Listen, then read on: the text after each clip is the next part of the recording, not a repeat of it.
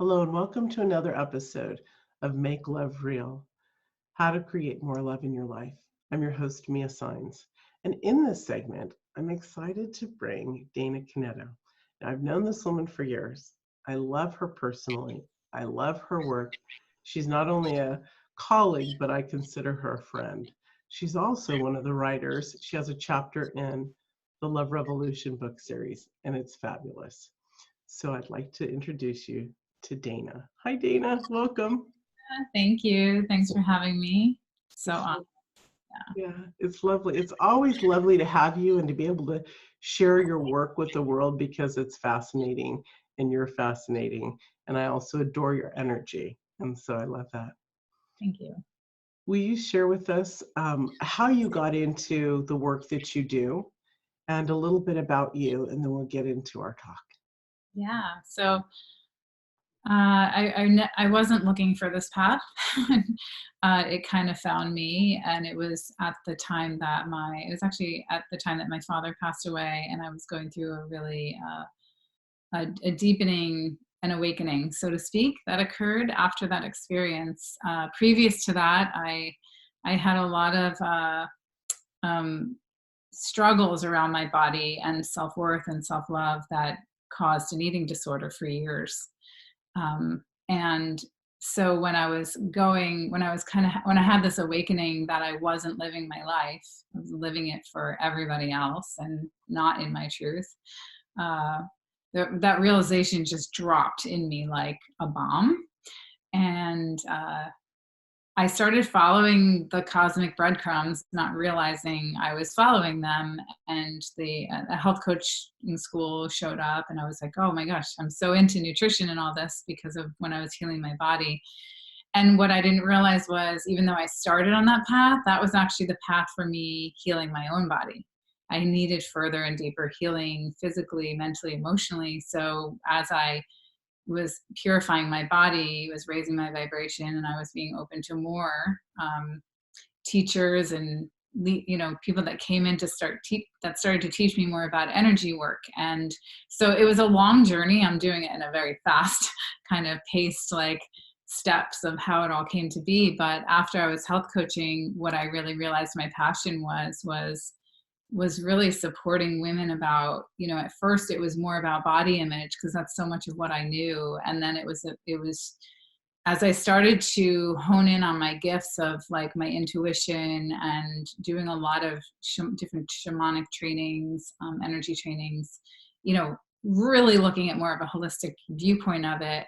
And my passion, because of so much that I've been through in life, is really getting to the place of full and complete radical appreciation for yourself, compassion for yourself, self-love to the extreme, even when you're not feeling like you're in self-love or compassion, being compassion as we're judging ourselves for that. And all, it's such a trickle effect that could spiral us into such deep, deep mental, emotional, and physical dismay. So that's, I guess, how I got there. And you know, I'm sure we'll talk about it further, but, now in different capacities, holding that space for women to come into their own truth and fullest expression because they just love themselves so much at that point that their essence just shines through magically and automatically. I love it. It's really beautiful when we can be that container, that support to help women literally shift. When we can shift or we watch them shift, it's the most magical gift. We're just like, yay! It's beautiful. Yeah. It's And really beautiful. so beautiful about it. And the same with your work too. It's like just being that mirror.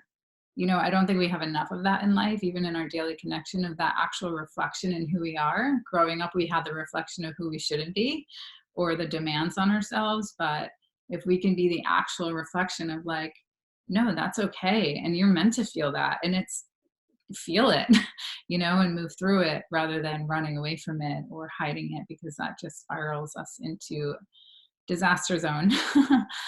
Absolutely. So why don't you tell us, because your work has really evolved like all of ours over the years, as we grow, guess what? We get to bring you more exciting things. And so let's talk about living with radical compassion, because most people don't realize that compassion is also part of love. Yes. Oh my gosh, completely. And I don't know if you can have compassion without love, because we have to be in that place of loving ourselves, even a little, to start practicing the compassion. And I always kind of joke that I stalk myself.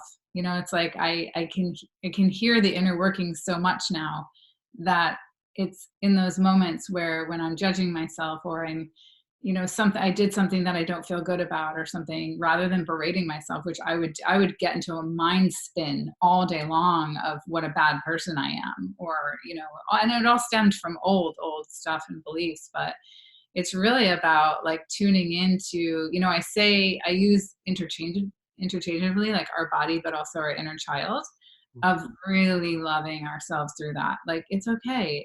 You didn't do anything wrong, and talking to ourselves, people would think I was nuts if they saw me in my own space sometimes.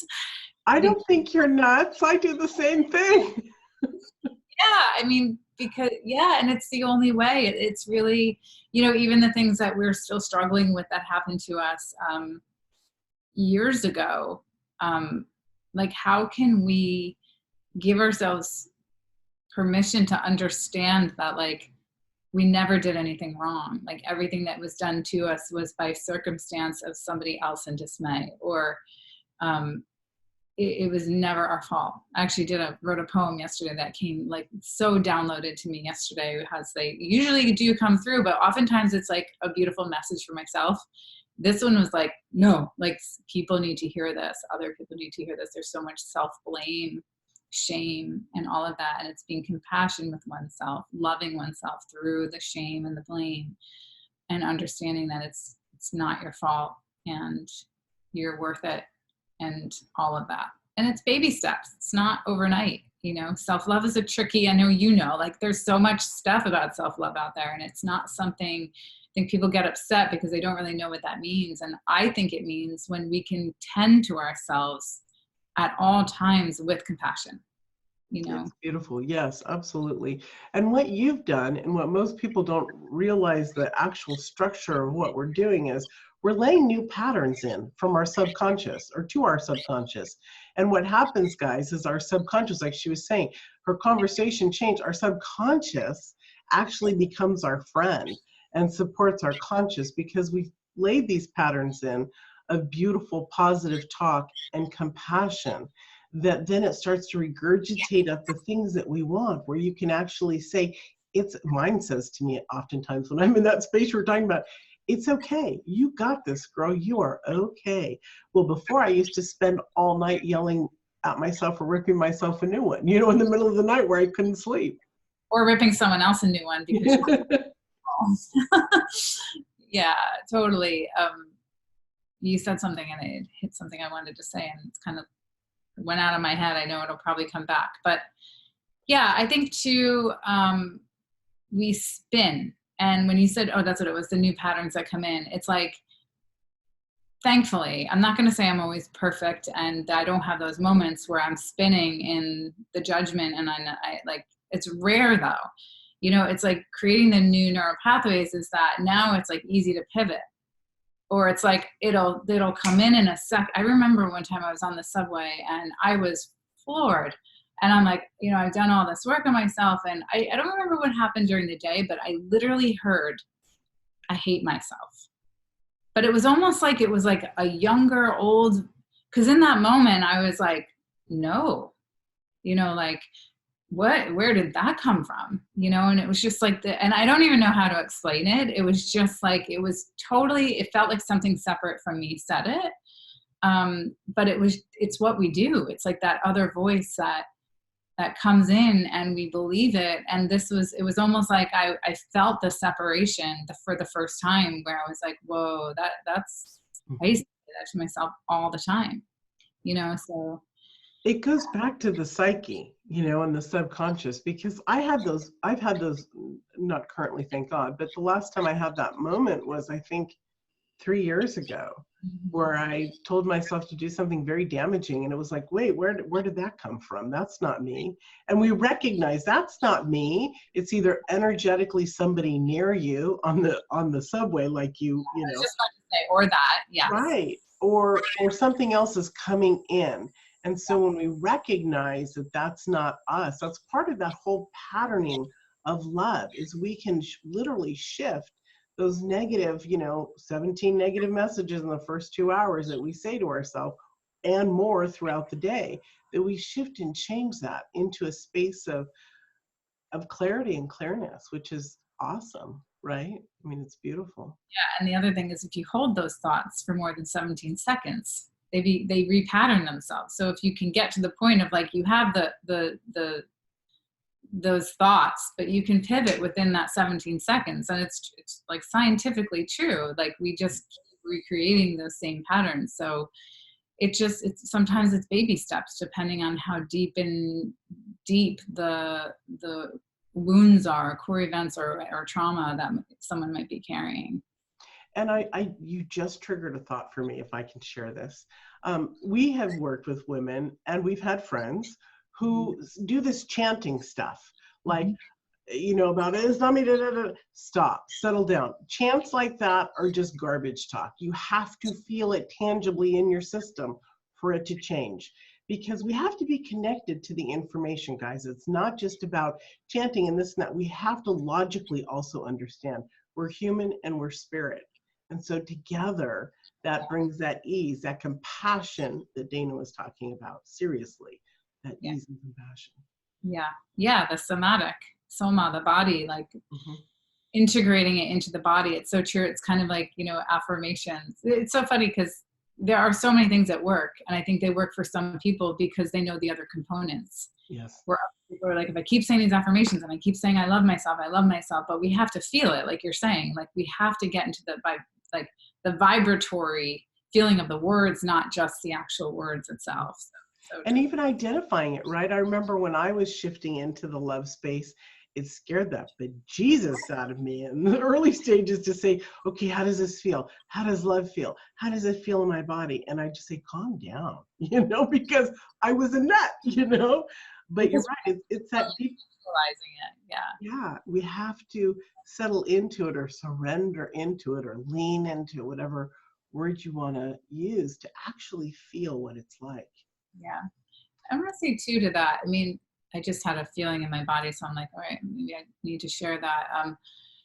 I think at times, because we could also berate ourselves for not being compassionate, right? And it's almost like when we find ourselves in the spinning of not being compassionate, we're judging, but we're still going and still going. Like, one of the things I know that on my journey, and when I offer this to others, it's so helpful, is because we're not in our body when we're doing that at all. And then we go and we eat, or we go and we drink, or we go and we do those things. And it's like literally stopping for a moment. And this is where the body comes in, and taking a deep breath, feeling your feet on the ground and letting the breath come all the way in. And sometimes it's like really uncomfortable because you want to go so bad and be out of the body. But it's like every time that breath just brings you back in. And it's such a practice. The other thing too, it takes time. It does. So I really want to get on you. You have given me some things to talk about. No, what we're doing is perfect. But I really want to make sure that we talk about using the body as the gateway to the truth of who we are. I mean, I have shivers just saying that, because we were having a discussion, Dana and I, in the green room before here. And she says, I just don't do body work, Mia. And I'm like, well, no, it's self-love and it's body work. And she says, it's bigger. And I'm like, yay. So let's talk about that. So everything is stored in our body. I mean, all the imprints of what has happened in the past, our emotions are in our body. And, looking at the physical, emotional, mental, I mean, they're all affecting each other, right? But when we're doing things that are not in our truth, or doing things for others, we're not doing it from our body. We're not doing it from our primal instincts, from our actual intuition. And so whenever we need to know, and this is where my practice came in so much during my healing, is learning my body. oh, wow, what does my body feel about this? And it took time to even know what I felt. Oftentimes I would be cry, like, I'd be in like one of my trainings, or like even like a woman something, like a retreat or something, and I'm deepening and I'm like, I don't even know how to feel. It's like I'm also extremely empathic. So, many of us on, who might be interested in this series, and and there's a lot of information out there right now about like being sensitive and empathic, but we can also pick up so much from others that I couldn't even define myself from others, or others' thoughts of self-worth, and I'm picking those things up. And so it's also deepening in as to like, is this mine? Is this my feeling? Is this somebody else's? Taking a second before like you speak, or inviting in questioning, curiosity is a big one for me, as to like, oh, it's interesting, I feel triggered. What is this trigger about? And like, is this, because that's a whole nother topic, triggers. But um, so one of the processes I use, which I'm sure we'll talk about in a second too, is a form of movement with music. But the premise is to have that space, which I'm energetically holding the space for them, but to have that space for them to be guided through this very powerful music, and my cueing for them to deepen into, with various different portals, so there's themes, but to deepen into like remembering who they are, recalling the parts of them that they gave away, or their power that they've given away. What does power really mean to them? So it sounds surface level, but all of this information is stored in our body. Mhm. And the other thing with the body I want to say, because this is, even though, I came from the health coaching background, and I still, the universe is always throwing me a bone of how I can learn more, how to raise my vibration or purify my body. It's like, we have to get rid of all the muck and the junk that we're putting in our body that's just dimming our vibration and our light. And so the body, it's like when your instrument gets really rusty, or you're spilling stuff on it and you're throwing it around, it's like our bodies are the instrument. It's where we can have access, like you said, to the physical plane of us, the spiritual plane of us, and we are both, and we're not separate. And so it's also integrating that aspect of heaven, earth. We are part of all things, and knowing that we are loved. Oh my God, so loved so deeply from earth, from our guides, and rebuilding that connection to the all. It's beautiful. Thank you. Share with us revival dance. Yeah. So revival dance. Oh gosh, I dance has always been. Now, I want to say that I am not a professional dancer. I actually danced when I was little, and I gave it up in my teens because my friends made fun of me. It wasn't cool. And I love this part of the story, because this is what we do. And this is how we kind of, when we lose the things that that we love and we enjoy, and we don't follow our truth, it could weigh on us so deeply. And that's really what I went through in life. I just did everything for everybody else, and what everybody else told me to do, I didn't trust myself. And then as I was going through my healing journey, the thing that really helped me was putting on the sacred music in the morning, going through the motions. And it was the way that I could receive information, the way I felt connected to my guides, to everything. I tried all these other different dance modalities, which were amazing. There's so many out there. And I just felt guided to do my own. And I was in the shower, fast forwarding a long time, where I started, like, there was something else stirring and bubbling, and I knew there was something coming around movement. And when like you try to think of things like, oh, I wonder what this thing would be named, and like nothing was coming, and I'm in the shower. I didn't even know the framework of it, but I had done so many different things in my life, that, and even experiential, I didn't even think that it would just come to me. I'm trying to figure it all out. I'm in the shower, and the next thing you know, I'm running out buck naked. My husband's like, what are you doing? And not that he's never seen me naked, but I'm just like, I gotta write this down. It came pouring in like wildfire. The name of it, the portals, and since then, it's been the most blessed thing that I've been able to create and share with women. So what Revival Dance is, in short, is it's 9 portals that I guide women through. And each portal has a different playlist. It also has a different, like there's an audio that comes with it, but we would also do, so I do it one-on-one right now. I did it in smaller groups at some point, which I might bring back, but the one-on-one is fascinating because I'm able to just deepen more with them as to what's coming up through the portal. So in my sessions, it's always different: mentoring, coaching, energy, all different things. But the playlists, each one move you through a sequential order. So like the first one would be reawaken. And reawakening is that reawakening the body. And the music is each one of the playlists is just divinely, I took months. It's not easy to get stock music and find the right, but it's very shamanic, tribal, but the soft and beautiful, and each portal has a different vibration for them to move through. So it's reawaken. They go into, I won't go through every one, but the whole journey is really about reawakening, remembering who they are, releasing all of the stuff that they no longer is serving them, so that they can reclaim all the things that are part of them, and going into the revival portion of it. And you have to end with rejoicing, because I think we have a hard time remembering to celebrate ourselves. And to be honest, this whole methodology, so to speak, has really been, I talk a lot about ascension in there, so it's really been a way to amplify that when we're going through these journeys of awakening and ascension, and it feels so hard.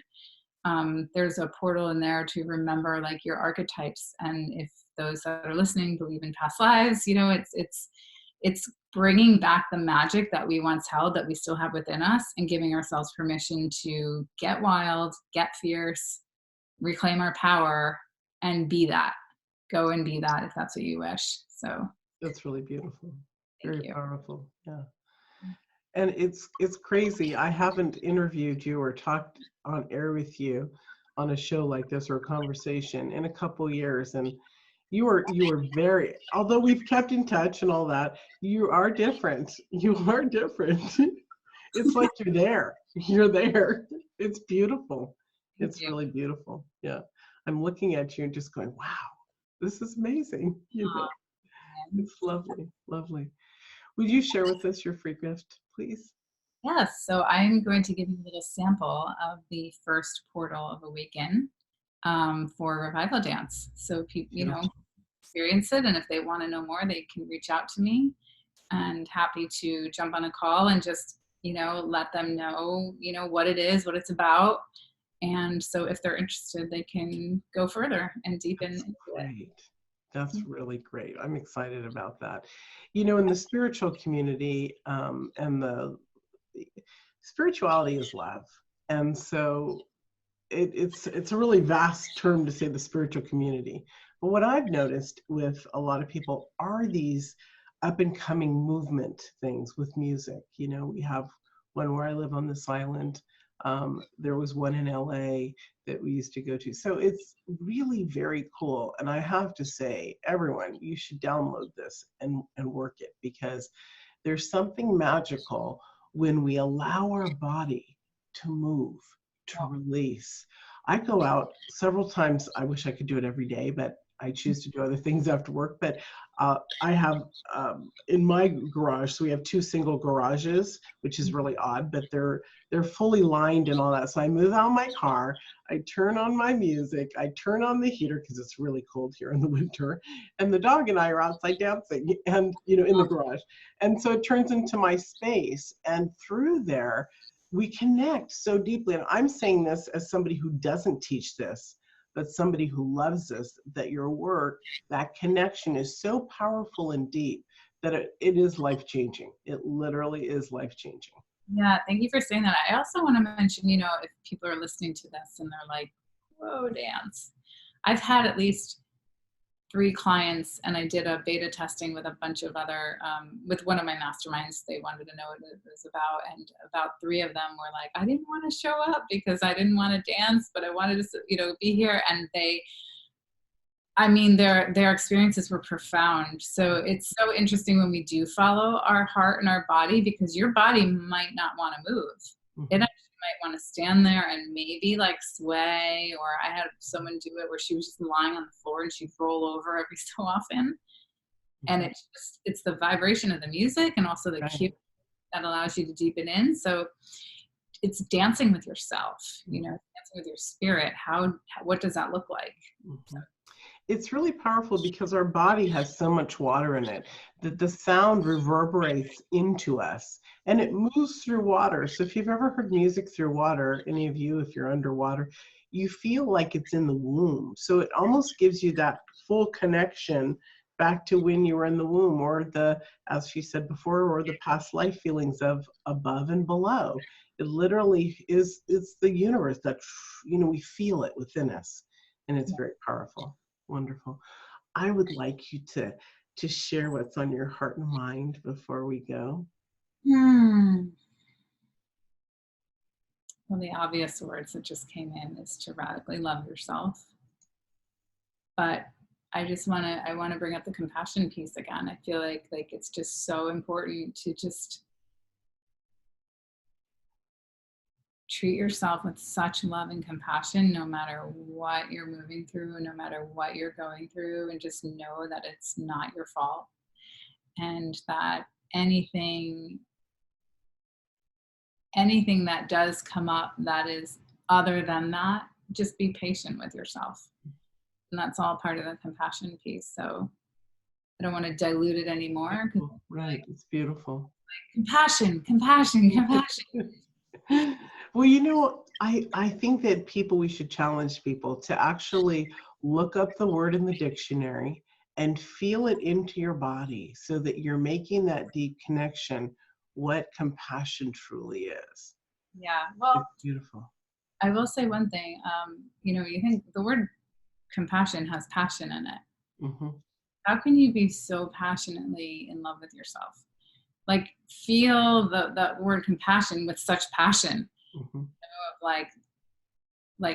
I'm feeling it right now. I don't even have a word. I'm like, ugh, like it makes me want to choke. I could feel my heart like, ugh, because that is where the love comes, like an extension of. And it's an overwhelming she's feeling, guys, not like she wants to choke. Yeah, not like, oh, go away. Right, but like, wow, amazing. Yes. It's beautiful. Like overtaking my heart in such a beautiful way. Yeah. It's beautiful. Thank you for saying that, because I just realized Well, thank God I know you. Right. Thank you so much, honey, for joining us. It was really a pleasure to have you. Thanks for having me. Really be here and be with you. So thank you. And thank you all for joining us. And we'll see you in another episode of Make Love Real: How to Create More Love in Your Life.